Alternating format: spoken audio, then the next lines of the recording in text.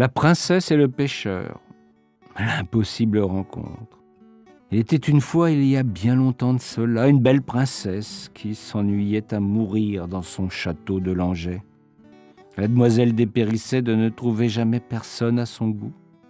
Elle avait repoussé tous les prétendants de la place, les princes d'alentour et même quelques nobliaux sans fortune.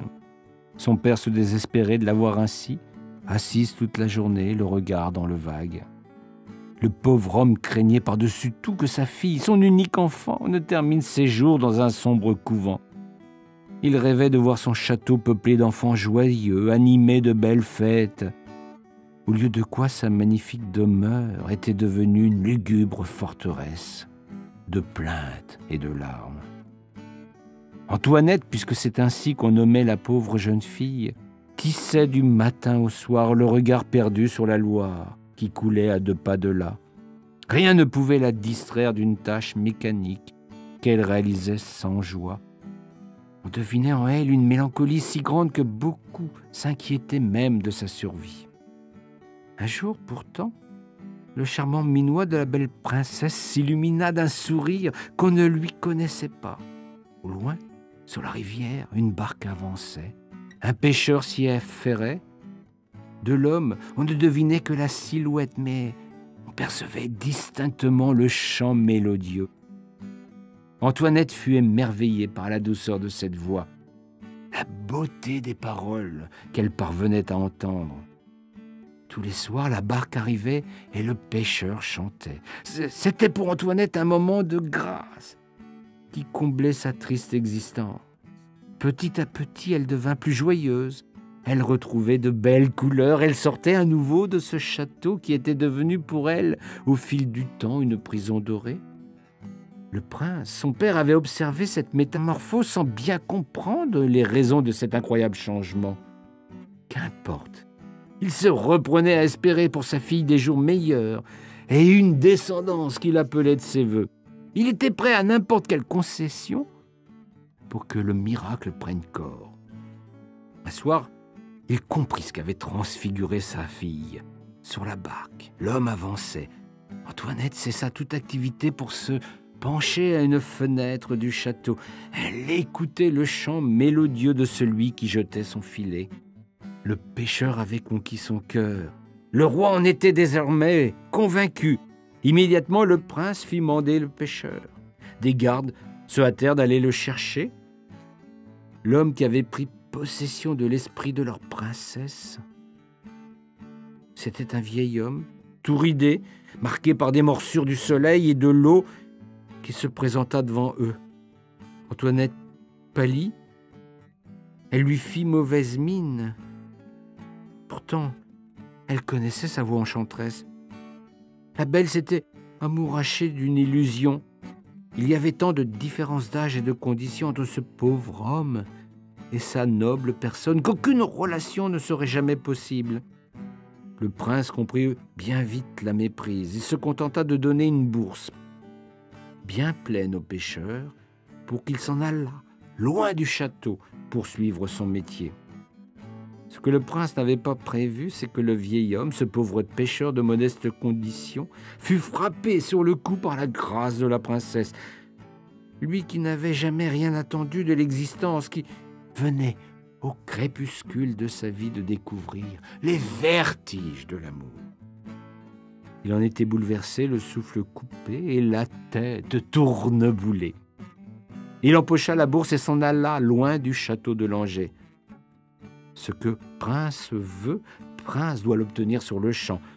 Alexandre, puisque tel était le nom de notre pêcheur, savait qu'il ne pouvait rester désormais dans la région. Il s'en alla le cœur gros, son filet sous le bras et l'âme en peine. Il n'alla pas très loin. La princesse lui avait provoqué une plaie mortelle. Il s'effondra loin de là et mourut, un sourire sur les lèvres. On dit dans le pays que jamais on n'avait vu un défunt ayant visage aussi radieux. Il y avait prodige, si bien qu'on s'empressa de le mettre immédiatement sous terre, sans dire la moindre messe. Le temps passa. Antoinette se morfondait à nouveau dans la tour de son château. Plus rien, désormais, n'allait pouvoir la sortir de sa mélancolie.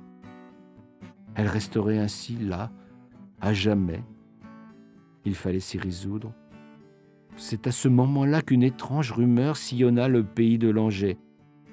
Des plus curieux que d'autres, des hommes de peu de foi et de grande audace avaient exhumé le corps d'Alexandre le Bienheureux, car c'est ainsi qu'on l'avait surnommé dans la région.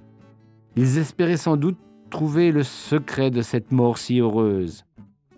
Ils n'espéraient certes pas retrouver le pécule du prince qui avait été promptement vidé à la découverte du corps. Seule la bourse de cuir avait été restituée à son propriétaire, qui l'avait emportée sous terre. Les profanateurs avaient, dit-on, découvert un caveau vide, au sein duquel seule une bourse de chevreau trônait en son sein.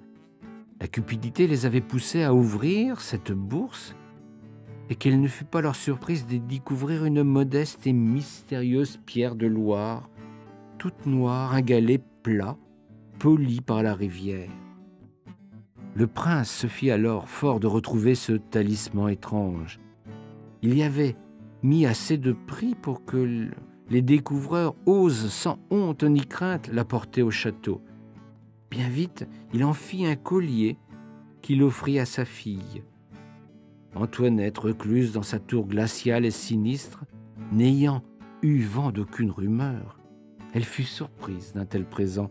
Le collier à la pierre polie aussitôt passé à son cou, la demoiselle fut prise d'étranges convulsions. Elle s'effondra presque immédiatement avec au visage un sourire angélique qui ne lui donnait nullement les traits habituels du trépas. Le prince fut frappé d'effroi, tout en devinant le prodige qui avait eu lieu sous ses yeux. Antoinette fut enterrée là où le pauvre pêcheur avait été mis en terre.